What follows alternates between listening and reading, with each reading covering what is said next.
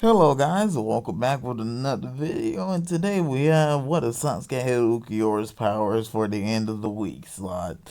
Anyway, or I think I might put it at a different time. Anyways, before we start, don't forget to like, comment, and subscribe, and without further ado, let's get started. Seriously, I really had a bunch of you asking for a bunch of part twos. Thanks, this is probably going to be one of my favorite series to do. And hopefully it'll be better than what a Sasuke had got, kid. Okay, just in case I forgot to mention this in the first part, which I think I did, it isn't in my script. Sasuke has a sword. Yeah. Although it's barely used, so just thought I'd mention that fact. Anyways, moving on. Sorry, sword much earlier. He does actually have it. Anyways, continue. M Team Seven's meeting with the and getting larger remains the same as Upper instead of throwing a rock to Conqueror's head. Sasuke simply tornadoes to him and gives him a good punch to the gut. Make him drop Konohamaru. From here, the interaction continues the same. From here against those two random tuning, joining, guarding that door, whoever those guys were, Sasuke would just crush them with his spiritual pressure. Since they're father, I don't really care. Even if they are tuning, joining, I don't know who they are. Much like in canon, Rockley does still come to challenge Sasuke, and their battle does still ensue. Like in canon, Rockley does try to use his, well, back then, superior speed to attack Sasuke, which would actually catch Sasuke off guard, seeing how fast he is.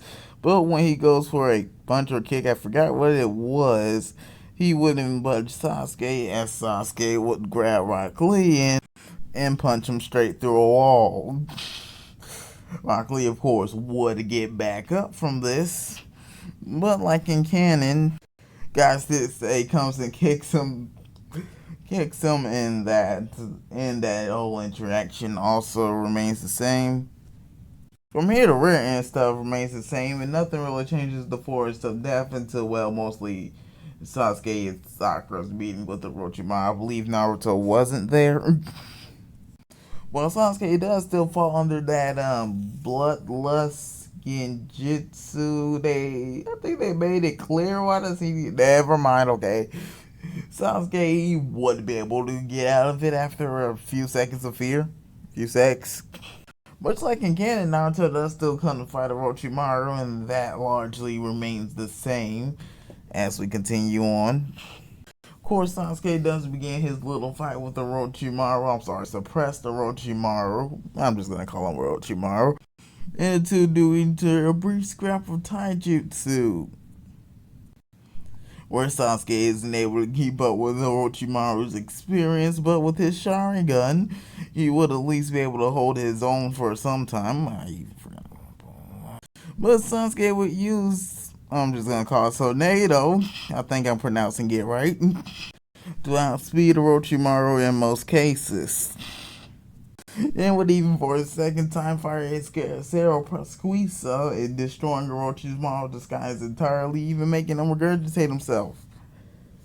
And of course, Orochimaru would eventually do Sasuke worthy of giving him the curse mark, much like in canon, and that basically from here the rest of the force devil remains same. Well, except for a few things. I mean, one as in Sasuke injures the sound getting much more than in canon. And we're continuing to move on. Of course, as usual, here are randomized Trinity matchups. First, we got Shino versus Kankuro.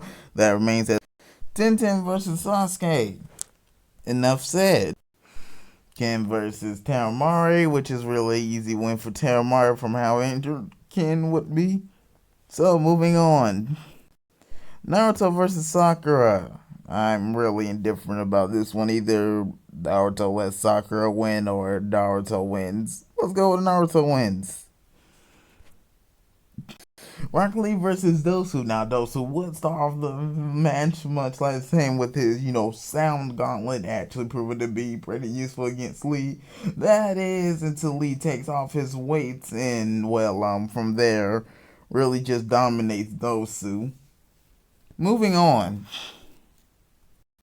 Alright, the fight starts and like usual, Gar would launch his sand to Nedji, but Nedji would use his taijutsu in Hyuga style to deflect the sand. I'm not deflect it, more like destroy the sand attack he is launching gets him in.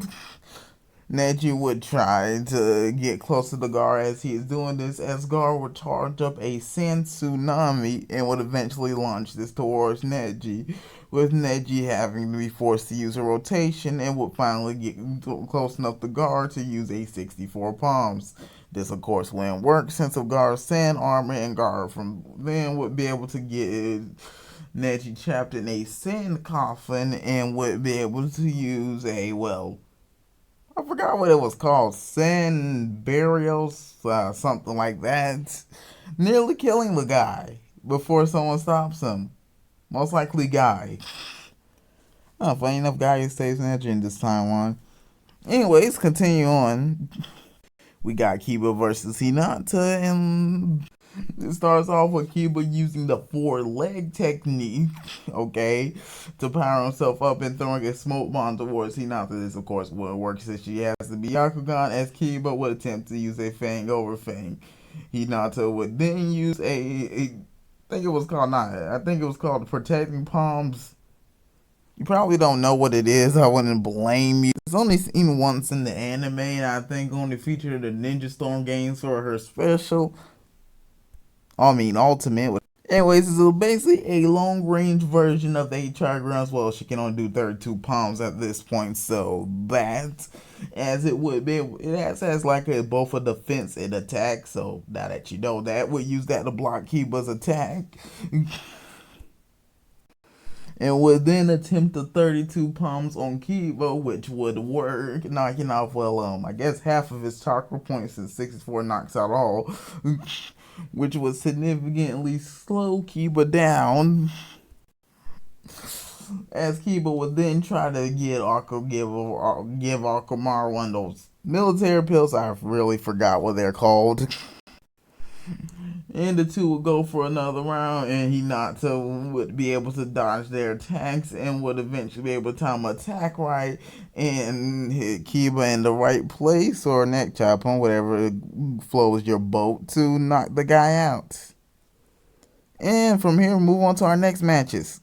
Much like Shino gets a second match and fights Choji and loses. Hear me out here now. Choji would, in my opinion, Choji's by the expensive jutsu, I think it's called, would be able to easily squash Shino's bugs. Even some can absorb chakra. I don't think that's going to be useful when they're all squashed. And either Shino will be forced to give up, or Choji runs him over with the human border jutsu. Continuing on. And last but not least, we have, I think it's last. Anyways, last but not least, am I forgetting someone? Oh, yeah, I forgot someone. I don't care. I think I forgot someone, but he's probably not important. And last but not least, we have Shikamaru versus Zaku, and Zaku gets, seeing that Zaku in this canon would not have his arms basically unusable, Shikamaru really takes the easy victory here, and that will end off our preliminaries for this tuning exams in this part of the video. Hopefully you enjoyed. Don't forget to like, comment, subscribe, and see you next time.